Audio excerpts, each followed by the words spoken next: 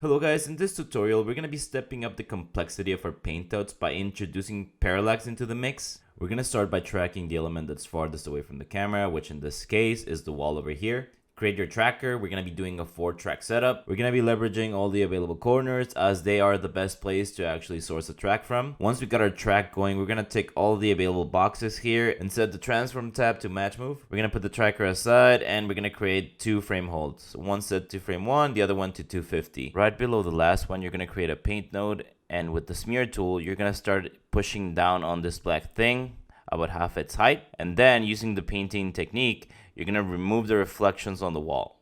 Then create a roto node and roto the wall as so, pre-malted. Then we're going to move on to patch 1. Create a paint node just below it and start pushing into the drawer just like before. Do the same for this black thing over here. Create a roto node, roto this piece of the wall, pre-malted. You're going to connect both patches through a merge node, leaving frame hold 1 as the A input. Back on frame 1's branch, create a corner pin, deactivate it, go to from. Now move the adjustment dots to the corners of the patch, back to the main tab, copy from, and reactivate the node. Create a transform. With this last one selected, you're going to slide the patch into position. And then using the corner pin, you're going to start adjusting your patch by pairs until it matches. Grab the tracker from over here. You're going to put it right below our merge node. Next, we're going to create a merge node and we're going to connect our patch towards the main pipe. Then we're going to create a transform. We're going to go to frame 100 and we're going to start adjusting our patch to line up. I'm going to return to the roto paint nodes and I'm going to set all the adjustments lives to all. Now I'm going to create a corner pin right above the transform I just made. We're going to do the same thing as before, except that this time we're going to start animating the keyframes. I'm going to adjust the patch to match as best as I can. Then I'm going to move on to frame 1 and I'm going to do the same thing. You should be getting a result that looks more or less like this. Now create a new frame hold set to frame 350, connect it to the plate, add a paint node, clean up this part of the drawer using the painting technique, set all the paint stroke lives to all, create a roto node and roto it just as such, pre-malt it, add a transform, paste a copy of the tracker we've been using, merge it to the main pipe, slide it into position at frame 100. Now right before the transform node, create a corner pin, add the same setup that we've been doing before, and we're going to animate this at a frame 100 and frame 1. Now try to match this result that you're seeing on my display now. We're going to repeat the process again with the frame hold on frame 73. This time we're focusing on the face of the drawer. We're following the same steps as before. The only difference now is we're not going to add a transform. We're just going to switch the reference frame inside of the tracker to frame 73. That is a place where we're going to create our keyframes for the corner pin, and then we'll go back to making new keyframes on frame 100 and frame 1. Now we're going to complete the drawer with the bottom part with the frame hold on frame 57. The process is identical to the one we just created. Follow the same steps.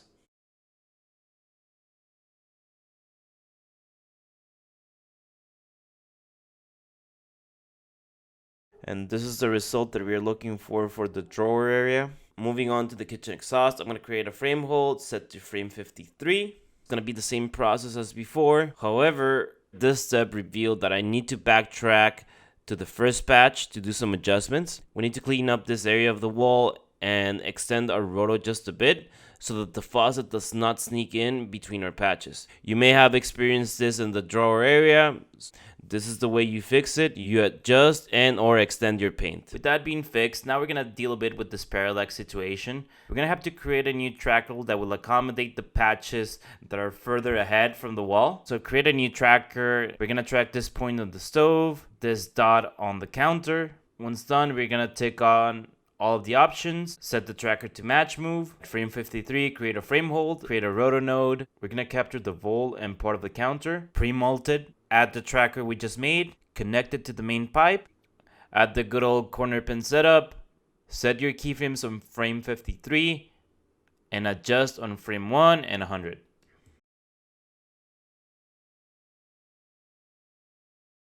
This is what it should look like. Now it's a good time to bring the results closer to home. We're going to be masking our patch to be revealed only on the areas where the faucet is. Create a merge node on the main pipe, create a dot, connect the mask input to the dot and the dot to the plate, create a roto node. We're going to draw a bloated shape for the faucet.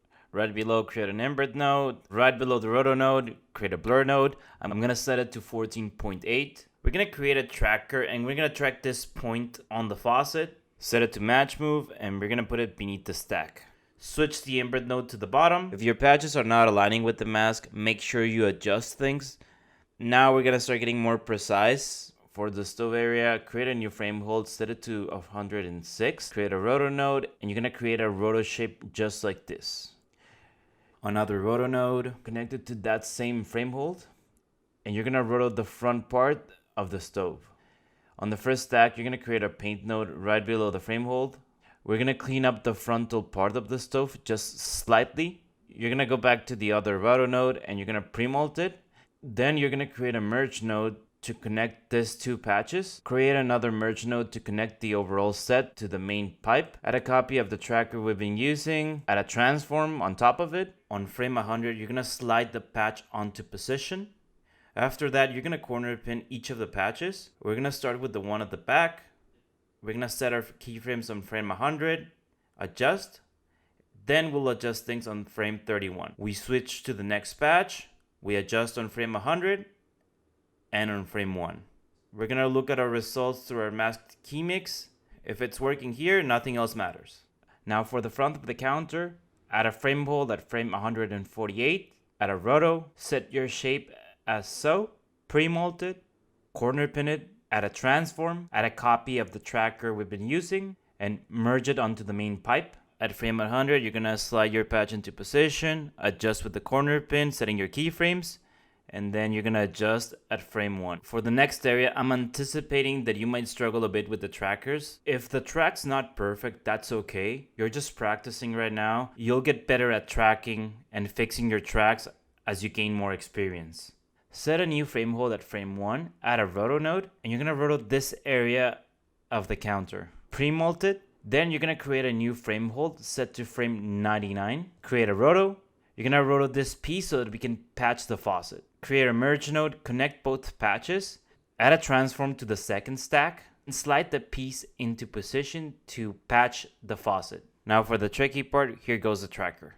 I'm gonna use two tracks sourcing from dark spots on the counter. We're doing the usual setup for a track. Let's go back to our patch area and we're gonna merge the set to the main pipe. We're gonna paste the tracker we just created. We're gonna corner pin the set at frame 100 and frame 1. It'll be impossible to adjust this perfectly. Try to work mostly in pairs on the top two and bottom points and then stretch the texture apart. We're gonna add an edge extend node, create a dot, connect it to the roto node on stack 1 and also to the matte input of the edge extend. Add a clamp node, and we're gonna use this configuration to get only the core. We're gonna create a new dot, we're gonna connect it to the mask and also to that same roto node, and we're gonna put a defocus node on this pipe and we're gonna leave it at 1. Check the result along with the settings for the edge extend. We're gonna create a frame hold for frame 272. We're gonna connect it to the plate. I'm gonna create a roto node and we're gonna set up this shape. I'm gonna split the connection with a dot. We're gonna create another frame hold and we're gonna connect it to the same dot. I'm setting this one to frame 2 and right below it I'm gonna create a paint node, and with the smear tool I'm gonna start pushing down here into the sink. Set all the lives to all. I'm gonna create a roto node and then we're gonna set up this shape over here. Pre-molt it, I'm gonna corner pin it, add a transform, and then I'm gonna connect these two patches through a merge. I'm gonna slide frame 2 into position and then adjust it with a corner pin. It's not gonna be a perfect match, but we just need to be good up till the corners. Remember, it only has to work when viewing things through the key mix. Once that's done, we're gonna pre-molt the set, corner pin it, add a transform. Right below the pre-molt, we're gonna add a merge node. We're gonna create our new frame hold set to frame 93, create a roto node. We're gonna make this shape, pre-molt it. We're gonna connect this patch to the merge, add a transform. We're gonna slide it towards this area. We're gonna connect the big set to the main pipe. We're gonna paste the track that we've been using for this area. We're gonna put a transform, align it into position. Then we're gonna corner pin it and adjust your keyframes at frame 100 and frame 1. And now that's it for this big patch. We can preview the result. We're gonna be moving on to the final one. It's very simple, but with a tricky track. Create a new frame hold set to frame 52. add a paint node, and we're gonna start cleaning up the faucet on this area of the counter. I'm sourcing from the side to keep the dimensions consistent. I'm using the paint in technique to get a good edge, removing the shadow, and I'm preserving as much as the original as I can. Set the lives to all, add a roto node, and we're gonna create this shape. We're gonna merge it onto the main pipe. Now for the tricky part, I'm gonna use a 4-track setup, and I'm just picking points to draw a square around the faucet. I'm gonna tick on all of the options, set it to match move. Back to the patch, paste the tracker. I'm gonna corner pin the patch. I'm gonna set my keyframes on frame 52. Then I'm just gonna carefully adjust on frame 100. And once that's done, I'm gonna adjust on frame 1. Since this patch is so close to the screen, you gotta make sure you got a solid track or else it'll be very noticeable. Get a good look at your results, make sure that everything's aligned. And to finalize things, I'm just gonna make a couple of adjustments on the key mix mask. I'm gonna add a merge node between the blur and the tracker. I'm gonna set the operation to screen. I'm gonna create a roto node and I'm gonna connect it to the merge. I'm gonna create this shape. I'm gonna add a bit of blur to it. I'm gonna paste the tracker I used for the wall. I'm gonna adjust the shape. I'm gonna create another merge node just below. Set the operation to stencil. Make a roto node. And we're gonna create this shape. I'm gonna add that same tracker again. Another blur afterwards, which will bring back this piece that had been unaccounted for. And that's pretty much it for this tutorial. Certainly things can still be improved with further polishing, but I think we accomplished the goal with what has been displayed. I'd be very interested in seeing if you guys can put this one together, so try it as a challenge, post a link on the comments, and I'll definitely give you some feedback. If you have any questions or concerns, leave me a comment below and I'll make sure to answer. Also, please do me a favor and like the video just to make sure that the content that I'm doing is actually helpful for you. Also, please subscribe if you want to stay up to date with all of the lessons that I'm sharing with you in this channel.